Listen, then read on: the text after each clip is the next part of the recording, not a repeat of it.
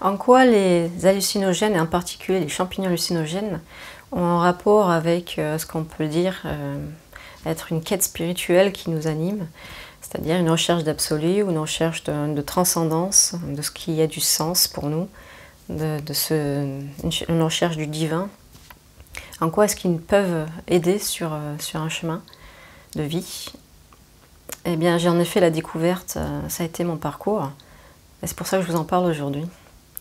C'est parce qu'en fait, ils m'ont montré que toute leur puissance, non seulement d'un point de vue de guérison énergétique, d'un point de vue de guérison d'une dépression chronique qui avait commencé dans l'enfance, et également de leur pouvoir à nous revitaliser, à faire bouillir cette énergie vitale que nous avons en nous et qui peut être éteinte au cours d'une vie à force de trauma, à force de se malmener, d'être mal aimé, de se voir, de percevoir dans un certain mal-être qui devient en fait notre ego, notre identité, et qui se cristallise dans le corps. Donc ils ont ce pouvoir, et ce n'est même plus approuvé scientifiquement maintenant aujourd'hui. En fait, il y a énormément d'études qui ont été menées qui montrent qu'ils peuvent radicalement changer nos conditionnements, réduire nos anxiétés, nous sortir de la dépression.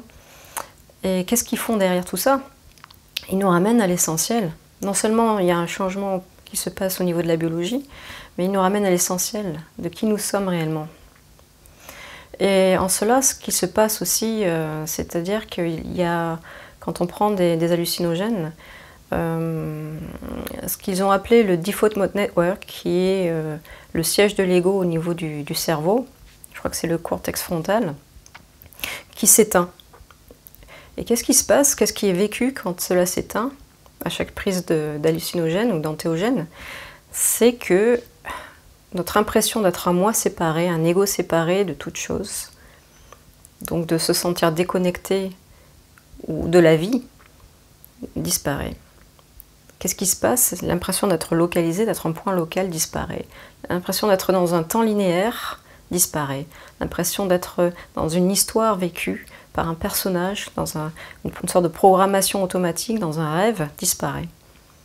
On arrive dans le moment présent, quand on prend des hallucinogènes, on est dans le moment présent, et peu importe ce qui est vécu, est toujours vécu avec l'intensité d'être dans un moment présent. Et beaucoup de personnes aussi rapportent que la notion de temps disparaît. C'est mon expérience. La notion de temps disparaît, on est réellement au présent.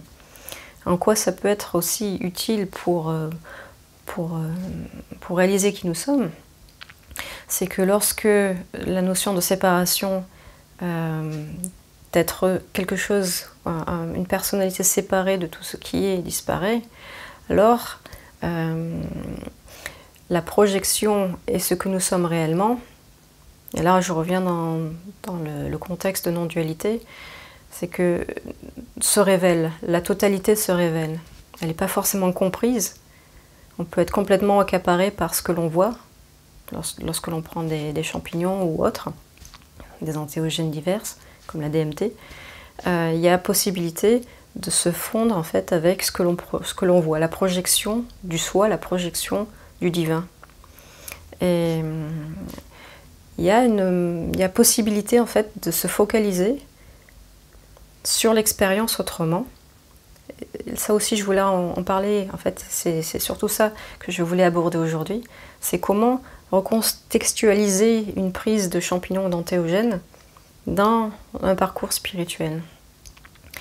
Et en cela, ramener à l'essentiel, parce que peu importe ce que l'on va voir, et on va voir des tonnes de choses, on va pouvoir, au cours d'une prise d'antéogène, peut-être dépasser toutes nos peurs, peut-être rencontrer nos peurs, ou se voir tels que nous sommes dans certains contextes, et les dépasser. Ça permet de comprendre énormément de choses, d'avoir d'énormes réalisations, toutes sortes de réalisations sont possibles.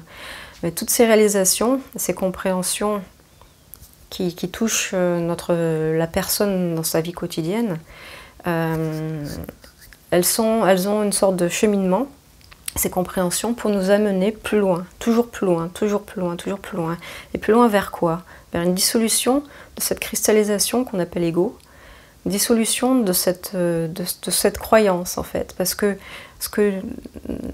la personne ou toute la forme qui parle, ou toutes les parts et tous les ressentis qui fait que l'on croit être quelque chose, un objet solide, nous apparaît comme ce que c'est, quelque chose qui est constamment en mouvement, qui n'a pas de solidité. Il y a une réalisation derrière tout ça. C'est aussi l'acceptation que tout ceci passe, que nous passons, que ces parts ne sont en réalité pas solides, il n'y a pas d'objet qu'on peut appeler une personne. Et nous ne sommes pas limités à cela. Et c'est cela qu'on va réaliser. Et c'est pour cela que cela déclenche également une paix intérieure. C'est parce que éventuellement tout passe. Sauf que ce que nous sommes, qui est la conscience, qui témoin de cela, ne passe pas. Et ce qui est vécu lors de champignons, de prise de champignons ou d'autres entéogènes, c'est la totalité. C'est-à-dire que nous pouvons vivre de manière, en fonction des doses, c'est toujours ça aussi qui est important de noter, de manière intime, à la fois notre divinité qui n'est pas limitée à ce personnage, et l'acceptation de ce personnage qui existe dans la totalité. Et c'est en cela aussi que nous pouvons avoir accès alors au multidimensionnel. C'est-à-dire que nous dépassons cette forme limitée, cette personne. Nous ouvrons les portes de la perception, littéralement. Et parce que ce que nous sommes est en amont de tout ça. Ce que nous sommes, c'est la totalité. La projection totale du divin. Et non pas que cet espace limité. Alors, la projection et les perceptions diverses et variées vont être possibles de la totalité. Parce que nous sommes cet espace. Parce que nous sommes le divin. Et dans le contexte de la non-dualité, il est bon de se rappeler, à un moment donné, dans tout voyage intérieur, quel qu'il soit, que nous sommes ce divin. C'est-à-dire que nous sommes ce Brahman, ou le soi en amont de tout ce qui est. Et la réalisation que nous sommes à la fois ce qui est projeté, toutes ces images, toutes ces compréhensions, tous ces phénomènes, tous ces objets, ces objets-là, ces projections-là, sont projetés par quelque chose qui n'est pas une chose, bien sûr, mais qui est ce témoin, qui est cette conscience, cet espace de conscience illimité. Et si vous vous posez la question, à un moment donné, qui regarde toutes ces images, qui est conscient, qu'est-ce qui est conscient, quelle est cette réalité, qu'est-ce qui est en amont de tout ça, qu'est-ce qui regarde, alors vous percevez l'essence, vous percevez ce qui est en amont de la projection. Vous ne le verrez rien parce qu'il n'y a rien à voir, c'est le vide, c'est le néant, c'est cet espace dans lequel tout apparaît. Et donc que l'on fasse l'expérience des entéogènes et que l'on perçoive toutes ces réalisations à l'intérieur de ces voyages, c'est très bien. Et on peut se perdre dedans, dans la projection, on peut se perdre dans tout ce que l'on va voir. Et donc ramener notre focus éventuellement à un moment donné sur qui regarde permet de faire la connexion entre divin et humain. Et se poser la question est essentiel. C'est au fond répondre à la question qui suis-je. Et si vous en avez l'opportunité, je vous invite à vous la poser. Quel qu'en soit le contexte, que ce soit un contexte dans la prise de champignons entéogènes ou lorsque vous faites une méditation, à un moment donné, revenir à et qui observe, qui est l'observateur des phénomènes, qu'est-ce qui observe. Parce qu'à ce moment-là, il y a possibilité de réaliser le soi. Et de ne pas donc se perdre dans ce regard qui est toujours vers un objet qui bouge, vers quelque chose qui se passe, vers de l'action, vers du mouvement. Et donc, lorsque l'attention se retourne sur elle-même, lorsque la question est posée, Alors elle repose en elle-même. C'est créer cette opportunité pour que l'attention se repose en elle-même, quel qu'en soit le contexte. Avec tout ça, voilà, je voulais...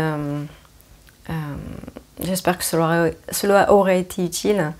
Et je vous dis à une prochaine vidéo.